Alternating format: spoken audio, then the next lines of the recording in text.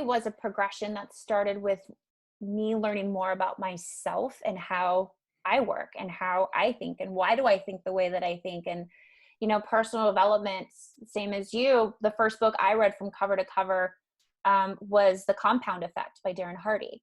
Mm. And that was the first time I'd read anything personal development wise, because I before then thought personal development was just, hug strangers, high five yourself in a mirror, like stuff that didn't resonate with me. I'm like, I don't need that. I'm fine.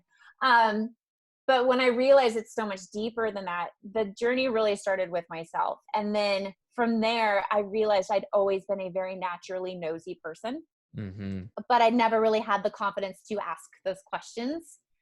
And so it was finding ways for myself of how to ask them to people without being abrasive or without the why, right? So my friends now laugh when I'm curious about the process of something, or I'm curious on how somebody came to that conclusion.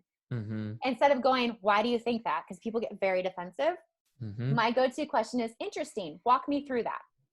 Hmm. And my friends are always like, well, here we go. Like, she's going for it now. But even people that I've never met before, again, some of them aren't really sure how to answer, and they instantly just go on the defense because that's just a natural reaction. Mm-hmm. But for others, it's actually been probably the quickest way for me to get to know strangers, because people like to talk about their processes for the most part. Like, they want to explain why they know. And a lot of times we don't give them, we as a collective don't give them that space, because we're already trying to think of the response or to prove that they're wrong, or like the reaction of it. I genuinely am fascinated AF by how people think. So I really want to know, like, walk me through it. How did you get to that thing? Because I could learn something new, which could Mm-hmm. shift my perception, and then I could pay that forward to somebody else. Or I just know there's a different perspective out there that's different than mine. However, that's, that's what they're sticking to, and do it to it, like, bless and release.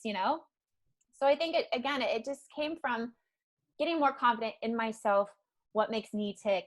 And that's why I love coaching, because I can do that with my clients. I can ask them those deeper questions, and we can facilitate those discussions, because everything inside of you, you have everything inside of you to answer the soul of your call, or the call of your soul. You just Mm-hmm. have to find it. And that's what I love to help people do, is just discover it through a facilitated discussion.